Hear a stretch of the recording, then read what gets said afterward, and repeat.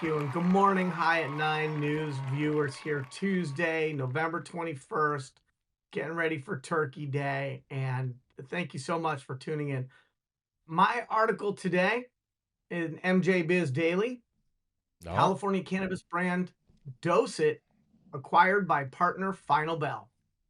California brand Dosist has been acquired by longtime Los Angeles partner Final Bell Holdings International. Under the agreement, Final Bell acquired the intellectual property of the brand and assumed its debt, company executives told MJ Biz Daily in advance of an official announcement. No cash was exchanged in the deal. With Final Bell's acquisition, Dosist will grow and become more accessible for those wanting a companion to a healthy and active way of life, said Dosist founder Jason DeLand, who will oversee the integration.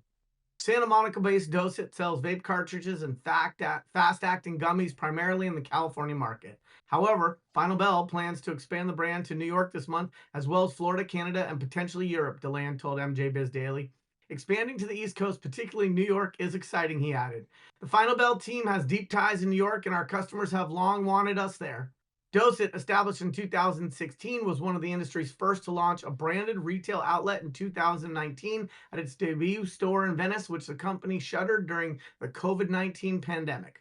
Final Bell subsidiary 14th Round has been the exclusive hardware and packaging manufacturer for Dosist since its founding. The supply chain service providers' other clients include Cookies, Ease, and Jungle Boys. So let me kick this off for us real quick. It's interesting to me that there are companies that have holdings in vape tech and manufacturing and also brands. A good example of that is Tilt, which I think has never been able to fully optimize the proposed synergies of its holdings. It's also interesting to me that it's Dosist.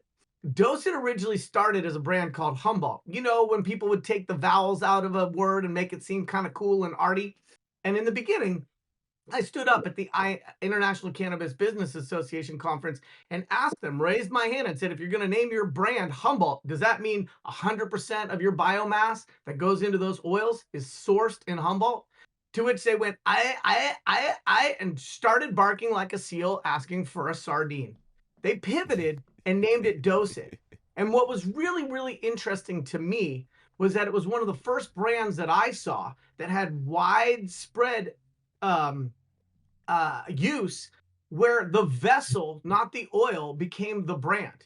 And the vibration and the meter dose and all of that stuff was really well received by the public. And so that was a paradigm shift for me because I buy wine based on what's in the bottle, not necessarily based on the container. But I think it's interesting to note that a brand can be built on the hardware and not just what might be in that container. I also think it's a really smart move by 14th Round and Final Bell to expand the opportunities they have based on their important critical B2B role manufacturing for many companies. So I leave it to you guys. What do you think, my fellow High at Nine News correspondents? Those are good friends of mine, and I want to say send a special shout out. I mean, innovation is at the heart of all of the real growth in this industry. Real growth, I mean, like you gotta understand there's a correlation between trajectory and innovation, and when you understand that, you can see who's gonna take off and when, and it's just a matter of time before this highly useful technology for these new markets is expanded and I'm happy that it's happening now. But yeah, they're killing it. They make, some of the best devices in the game, and they have, really great relationships that have helped to take them this far. And they got a genius design team, and they work really, hard on getting that product to the point of manufacturing like a really quality tool. That's the devices that you see that are just everywhere. I mean, some of them are, you know, I've seen a real like sharp like increase in the evolution of these products over the past couple of years, and I'm like really stoked on what's out there. I think some of these manufacturers are doing a really great job of being innovative, but when you're first to do these types of things, it really sets the bar pretty high. So I'm glad for those guys. But yeah, I mean, well, ultimately as like as a consumer and as someone who's in that manufacturing world, I'm just eager to see the innovation. I think that that's cool to see the design just one up itself every year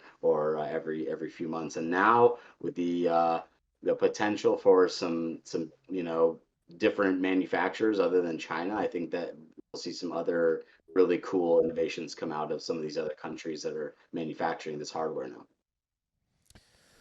Well, Yeah. I I've mean, had dosing products. I think they're great. so Yarrow, I hate to break it to you. That's not why they changed their name. They changed their name because of the Appalachia law requirement and the fact and the fact that they weren't sourcing their biomass from there. So it was a That's what I legislation. said.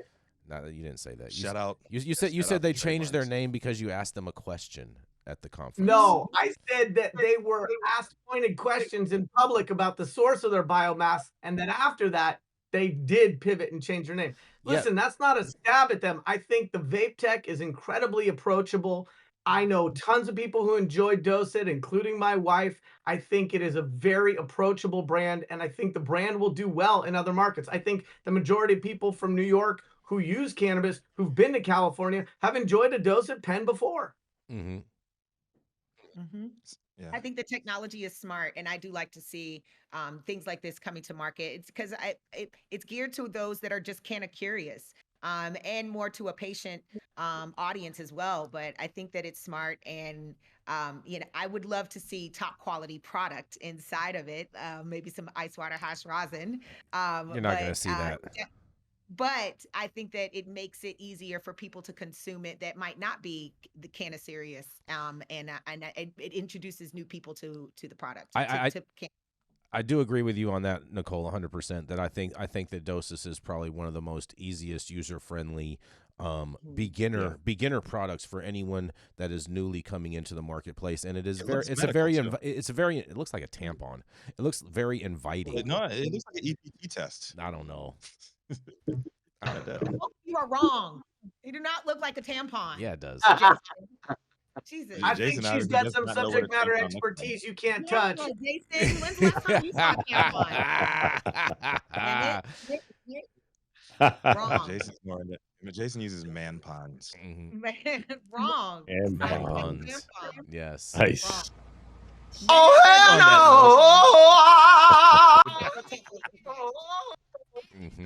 Now, every time you hit one, you're not going to be able to take it out of your mind, Nicole.